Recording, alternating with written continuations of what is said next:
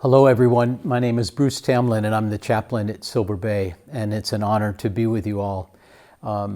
This is an Alliance, New York State Alliance of YMCA video that's going out, and we're grateful to Kyle and his staff for making this possible. And wherever you may be around New England or have an opportunity to view this, thank you for being with us. And I do want to lift up our videographer, Austin Porth, and also the Silver Bay staff team, including Steve Tam, our executive director, and others that make this possible. Thank you for all that you do to support. So since we were last together, our world has changed, and so much has gone on, so much around race relations.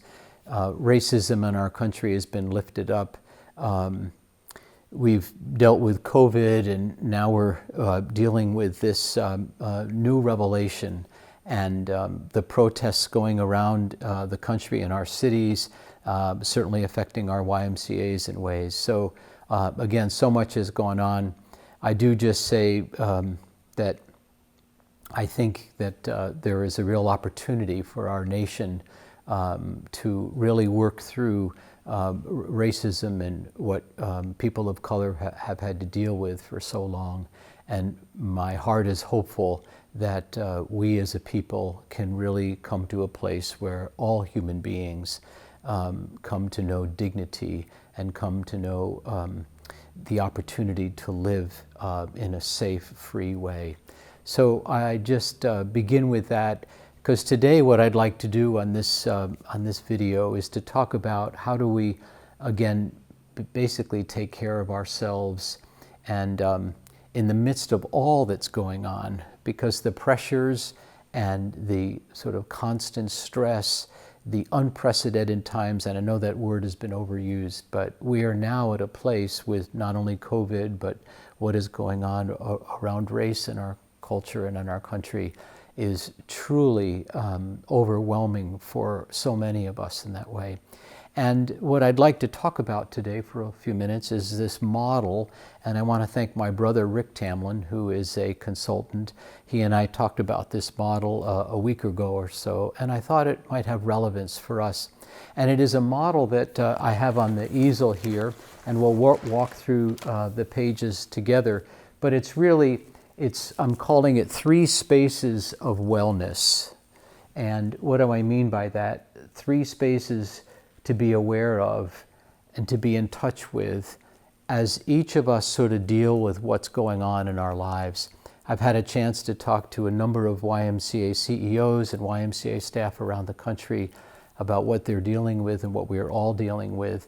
And there is so much, again, going on for us that I hope what we do today in these 3 spaces to be aware of within each of us might be helpful for us. And so the first space I want to talk about is a space for my humanity. And what do I mean by that? A space for me to be the human being that I am, and that I have feelings, I have emotions, I have a lot going on within me. We've created some opportunities for YMCA staff to be in smaller groups on Zoom calls to talk about what's really going on in their hearts and in their minds. And as I've listened and tried to support, boy, people, devastation, sadness, and we're going to talk more about some of the specifics around that. But this first space is to allow ourselves to feel what we're feeling, to have the emotions that we have, to be able to be aware of and allow ourselves to express and be in touch with what's going on inside of ourselves. And so the idea here is that there are 9 different sort of feelings or emotions that I want to talk about briefly, and that the key to this is that to allow ourselves to feel these things fully. It's not easy to do, but the idea is if we allow ourselves to enter into these places, we can work through them. If we bottle them up or we deny them, they kind of leak out and they still affect us in lots of different ways. So we become healthier, actually, when we're able to process these and deal with these. So what are the 9 ones that we're talking about? The first is sort of this lack of control. So many of us in the YMCA are doers, we make decisions, we're leaders, we get things done. And what we're finding is that there's such a lack of control because of these external factors like COVID and what's going on around the protests around our country. We don't have that control. And so it's very challenging for us to feel so lacking of control and to allow ourselves to experience that feeling. Another one related to that is helplessness. I can't seem to do anything about this.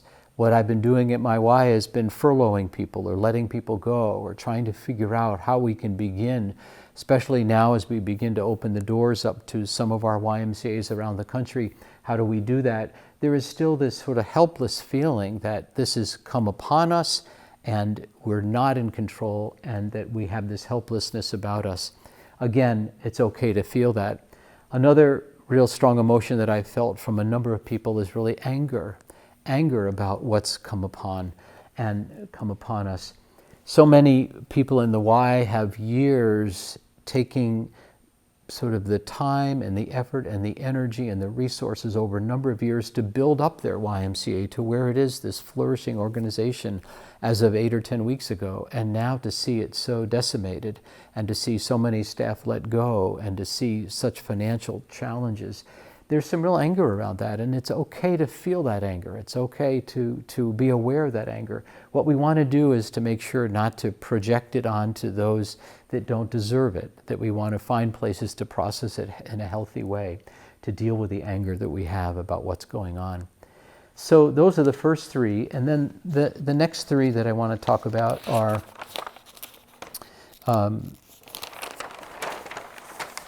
this fourth one called sort of being devastated, wiped out, diminished, crushed. I've heard people talk about this, that they're just sort of beyond themselves. They just have trouble going any further with it. So there's this sense of really being defeated, and it's okay. It doesn't mean we're going to stay there, but this is a natural feeling to have with what we're dealing with that way. And so this fourth one of just being sort of at a place where we've never been before. We've never been so feeling diminished and crushed by what's happened that way.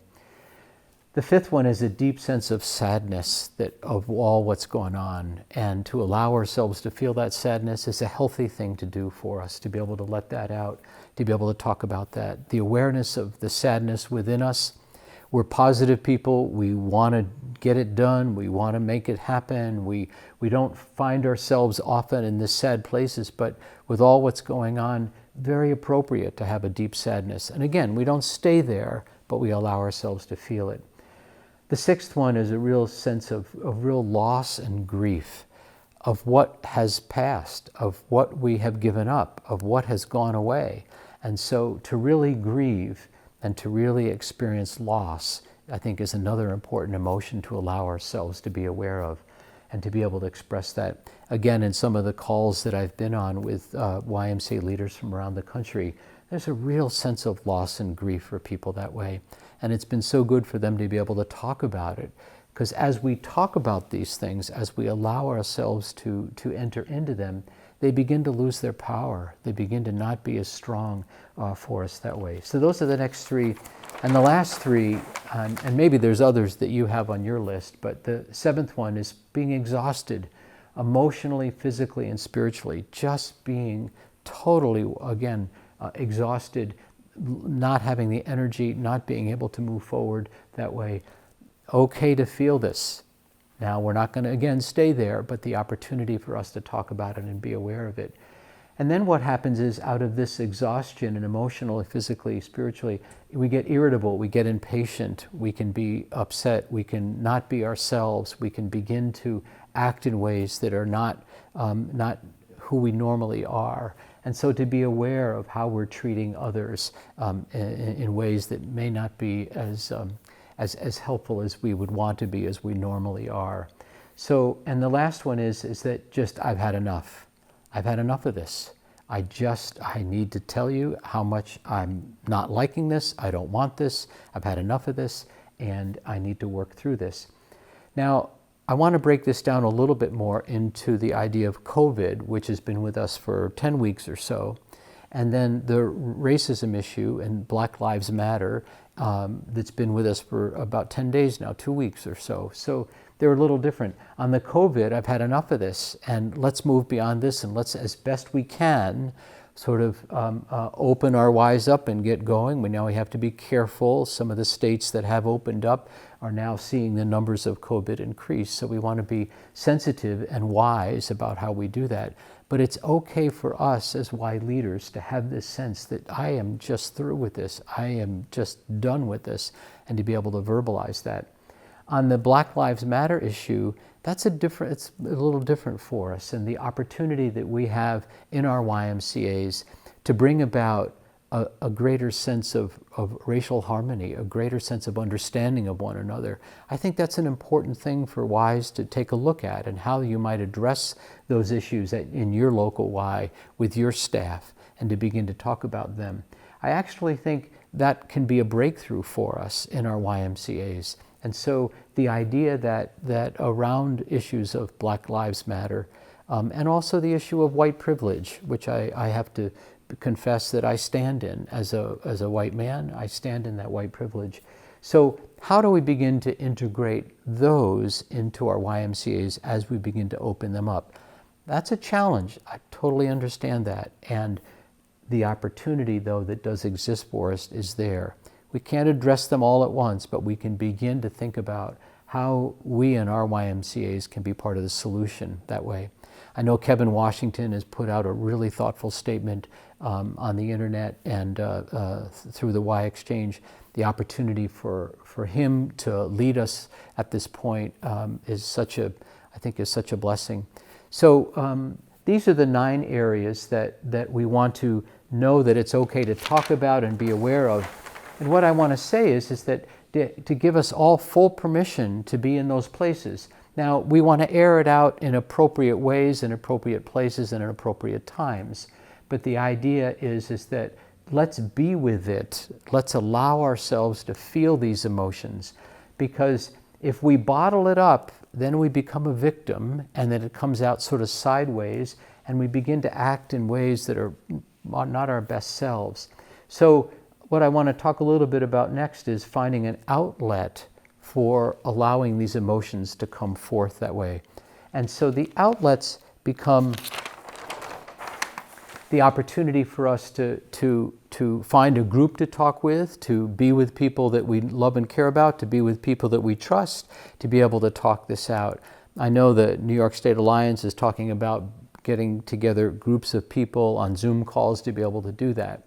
So again, finding the appropriate places to be able to utilize others and support yourself in dealing with those emotions that we're feeling. The second step in this model is, once we've done that sort of processing the emotions in a healthy way, then the second step is, we call it the space for creativity to emerge.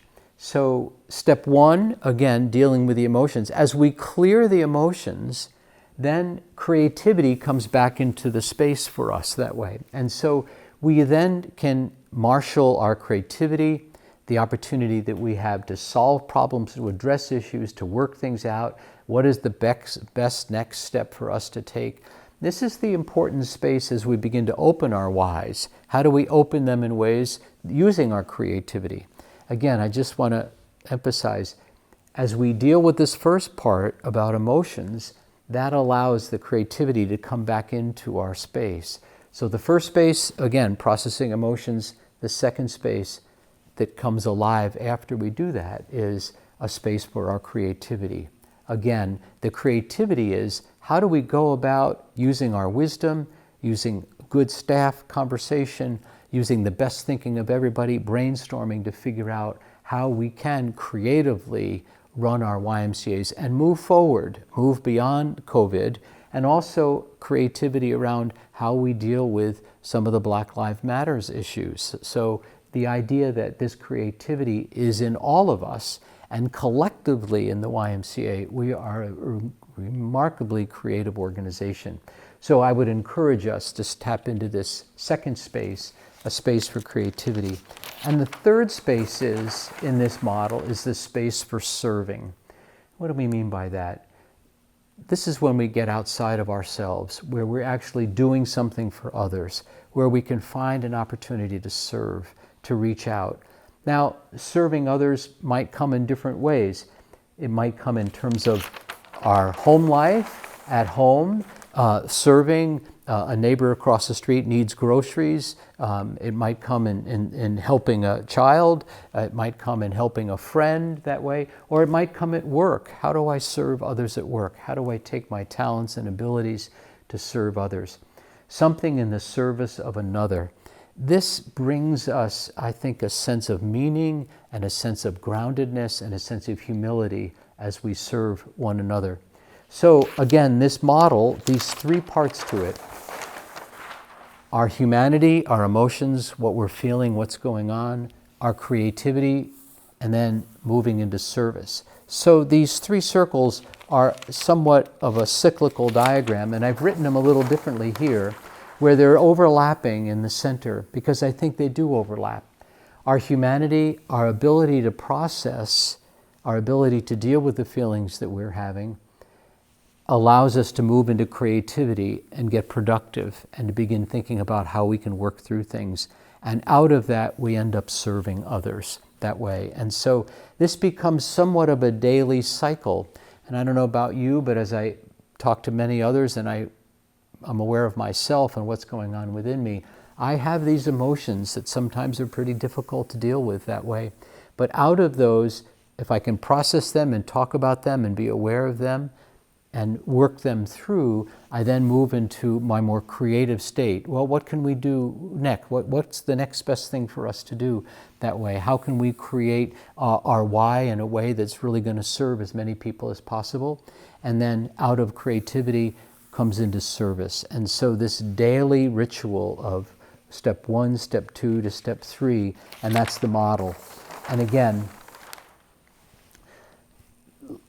last couple of thoughts here around this. Number 1, self-care. Think about what really supports you.